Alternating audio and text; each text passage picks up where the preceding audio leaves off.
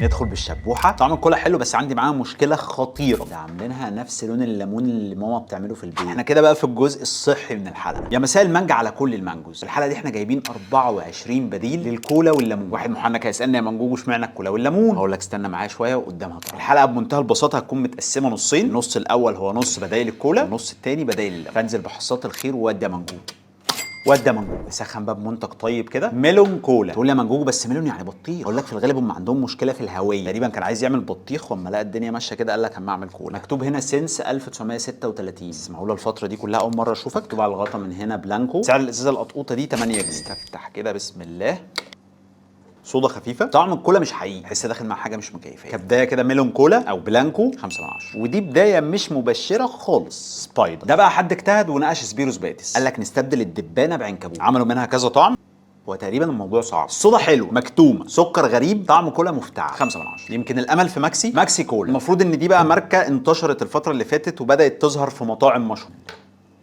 هو انا مش عارف، هو الموضوع مش مبهر. صودا عاليه، طعم احلى شويه من اللي فاتوا بس مش كتير. والغالب في الثلاثه ان وانت بتبلع كده بتحس ان في نشفان هنا. هو طبيعي الكولا بتعمل كده بس ده نشفان بزياده شويه مع طعم سكر برده مش مريح. فالماكسي ممكن تاخد درجه زياده 6 من 10. ندخل بالشبوحه. سينا كولا. على فكره انا اول مره بقى اجرب سينا كولا. في ناس كتير جربتها واتكلمت عنها وناس قالت عنها كلام مش لطيف خالص. الواد غيبوه صاحبي كان بيقول عليها طعمها مصدي. بس هو السؤال يا غيبو انت دقت طعم الصودا فين؟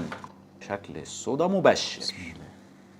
هو طعمها مش ضايع بس تحسهم نسيوا شويه سكر في التركيبه، يعني طعم السكر فيها قليل قوي، تحسها زيرو شوجر كده. طبعا سعرها مغري جدا جدا جدا لناس كتير، يعني دي لو انت عايز تشرب حاجه فيها صودا بغض النظر عن الطعم قوي، او لو حد جاي لك البيت مثلا وعايز تلم الدنيا. فسينا كولا احتراما لسعرها 6 من 10. بيك كولا بازازه لتر وربع. سينا كولا كانت لتر. الصودا شكلها لطيف. احنا كده بقى بدأنا نقرب شويه. الصودا حلوه، طعم الكولا مقبول جدا، ظبطه السكر في التركيبه مش قوي بس اعلى من اللي فاتوا كله، لكن اظن ان انا المفروض الاقي حاجات اقوى من كده بكتير. فبيك كولا ممكن تاخد بقى ال7 من 10. طبعا في حد دلوقتي بيتفرج وقاعد مستني اجابه السؤال، اشمعنى يا منجوج الكولا والليمون؟ هقول لك عشان البني ادمين بيشتروا 6700 كنزايه، تخيل في الايه؟ في الثانيه الواحده كل يوم. الثانيه يا منجوجو يعني حضرتك بقى محتاج كالكوليتر تقعد تضرب بقى وتحسب وتشوف احنا بنشرب كام كنزايه في الثانيه، والاستهلاك الاكبر في الكميه دي في الغالب بيكون من الكولا والليمون. الموضوع كبير قوي. خليك معايا عشان كمان شويه اقول لك معلومه صادمه تاني. شفت منها حاجات ملونه زرقاء وبرتقاني، ولقيت منها الكولا وفي منها تقريبا كولا دايت. الشكل ده موجود في 3 4 شركات في السوق وانا شاكك ان هم تبع بعض او لا ممكن اكون غلط. بس هي فتحتها صعبه قوي، هتعورني يا كابتن. عشان نلجا للحلول البلدي. بيتك خرب بيتك، شيرت هيتقطع. هجيب فتاحه واجي بقى عشان ايه ما تفرقعش في ايدينا. 5 minutes later. طب اذا فرضنا بقى يا زي ان المفروض ان الغطا ده بيتفتح بالطريقه دي، محتاجين تشوفوا لكم حل. بسم الله. ما قدرتش احدد مره كمان.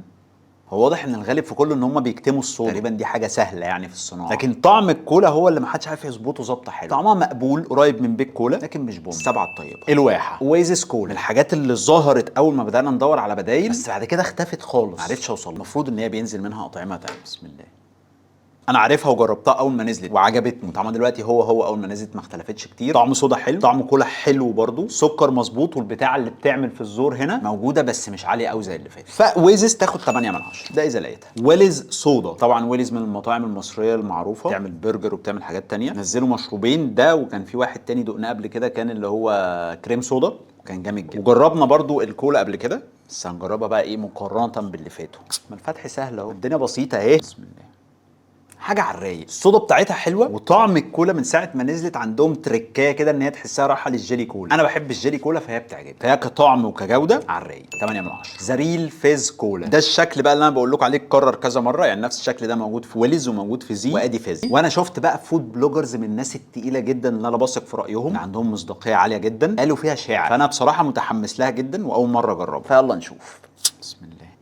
هي طعمها مقبول بس مش بالحلاوه اللي كانوا بيقولوا عليها في الفيديوهات. الصراحه حاسس ان الموضوع كان زياده شويه. هو في لقطه بقى ان طعمها قريب جدا من زي. انا مش عارف هل الاثنين شركه واحده. وريني كده. هما الاثنين تعبئه نفس الشركه، يعني متصنعين في نفس المصنع بس لصالح شركات مختلفه. الله عليك يا منجوج يا لماح. فده السبب ان الاثنين طعمهم قريب جدا من بعض. حلوه بس مش مبهره. ويليز مثلا طعمها اعلى منها، فبالنسبه لي فيز 7 من 10. تعال اقول لك معلومه غريبه تاني. سنه 2002 اتعمل مشروب غازي اسمه مكه كولا وكان ساعتها معمول مخصوص عشان يدعم اخواتنا، بس الغريب الغريب جدا ان المشروب ده كان معمول فين؟ فرنسا. سبحان مغير الاحوال. الكولا الخضراء جرين كولا، ده من المشروبات اللي بتكون زيرو شوجر او بدون اضافه سكر، بيحطوا عليه سكر ستيفيا. اظن بقى جرين ليها علاقه ان هي ايه، حاجه بلانت بيزد يعني، او اللي هي زراعه يعني، حاجه طبيعيه زراعيه، لانه راسم لك هنا اعشاب وورق وبتاع. المكونات اللي فيها مكونات طبيعيه يعني.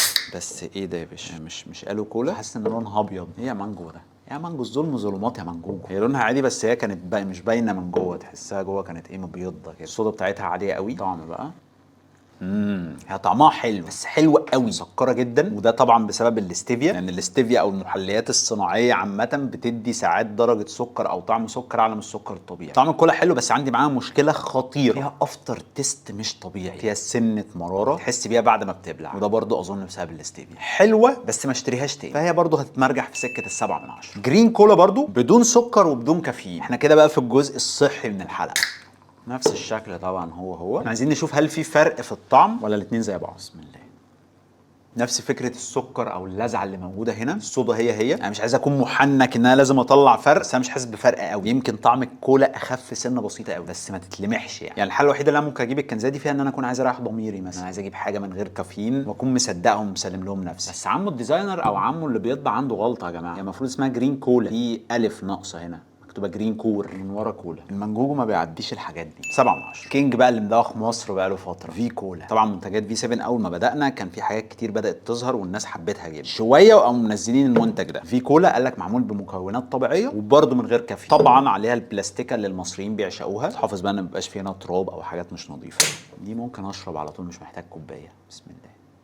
محققين المعادله الصعبه. مبدئيا ما فيش اللذعه اللي بتبقى موجوده هنا، حاجه خفيفه جدا جدا لا تذكر، السكر مظبوط قوي، الصودا خطيره، وطعم الكولا حلو قوي. احنا طبعا جربناها قبل كده بس لما جت بقى في وسط الحاجات اللي احنا جربناها النهارده بان الفرق بزياده. في كولا 9 من 10. مكملين بقى في الحاجات الصحيه. هيلسي كولا ده منتج لسه نازل مثلا ما كملش شهر او شهرين، زيرو شوجر وزيرو كالوريز، يعني ما فيهوش سعرات حراريه تماما. انا جايبها من محل من محلاتهم بس لقيتها بتتباع في كشاك عادي يعني، موجوده في الشارع.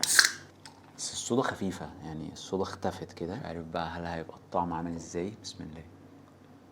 الصودا بتاعتها فعلا خفيفه، الطعم بتاعها قريب من جرين كولا بس ما فيهاش الطعم الصعب ده قوي، موجود بس مش زي جرين كولا. ما حسيتهاش ابهرتني يعني، مش متاكد الصودا بتاعتها كده في العادي ولا ممكن تكون اتهزت مني وانا جاي، بس تجربه كده على بعضها ما اقدرش اديها اكتر من 7 من 10. نختم بقى باخر حاجه في الكولا، السي او السي. ده منتج عاملين الالوان بتاعته شبه بيبسي جدا، كان زي دي انتاج سعودي مش مصري.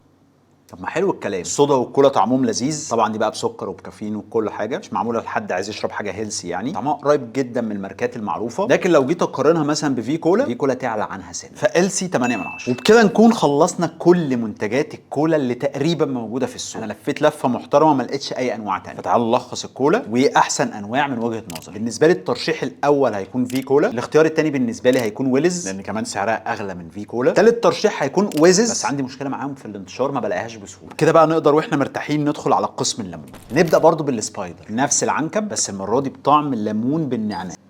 غريب هالسبايدر، هو طعم الليمون بالنعناع ارتفيشال جدا، حاجه مصنعه بزياده شويه، طعم سكر برضو غريب، والصودا عاديه. شغال رائع من 5 من 10. بيج كولا بس المره دي بقى جبت الحجم ده، هو فكره ان انا اجيب حجم واحد لكل الاطعمه ما كانتش فكره سهله خالص، فالحجم اللي كنت بلاقيه بقى هي نفس فكره السيفن بتاع زمان اللي كنت بتشربها بعد الاكل، مقبوله وماشي حالها، بس مش حاسس فيها بكتمه الصودا بتاعت السيفن، يعني السيفن والليمون ده لازم تبقى الصودا فيه محمله قوي عشان يهضم على المظبوط. بالنسبه لي بيج ليمون مقبوله بس مش حلو. 6 من 10. في 7 دي برضو ليمون نعناع، وقال لك ان هي مضاده للستريس او الضغط وبتدعم الجهاز المناعي. فيها طبعا نفس الغطاء البلاستيك، نفس اللون اللي هو الاخضر الفاتح بتاع الليمون نعناع. بسم الله.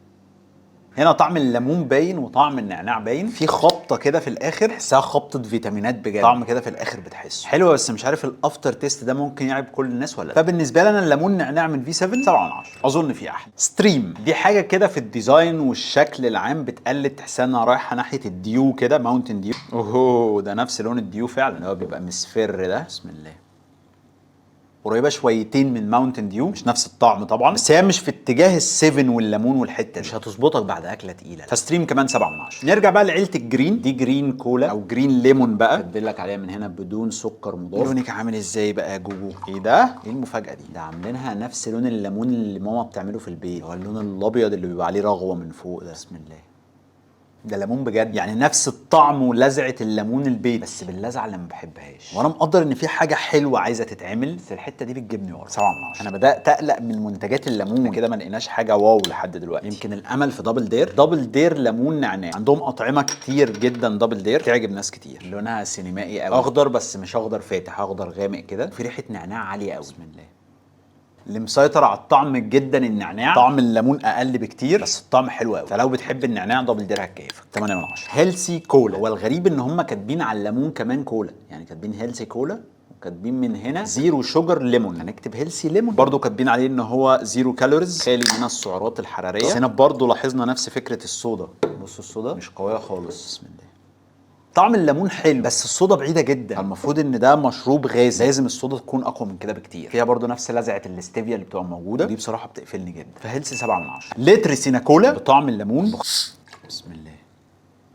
انا بقى بالنسبه لي الليمون اللي هي شبه السيفن دي طعمها احلى من الكولا بكتير، مقبوله جدا جدا. طبعا على السعر حاجه خياليه. مشكلتي معاها بس ان طعم الليمون خفيف شويه، فسينا كولا تقدر تنافس في الليمون، وممكن اديها 7 من 10 لان عندي امل ان في حاجه جايه جامده. الليموناده الشقيه من سبيروس باتس. يا جدعان اختبارات القوه دي انا بحبها قوي يا جدعان.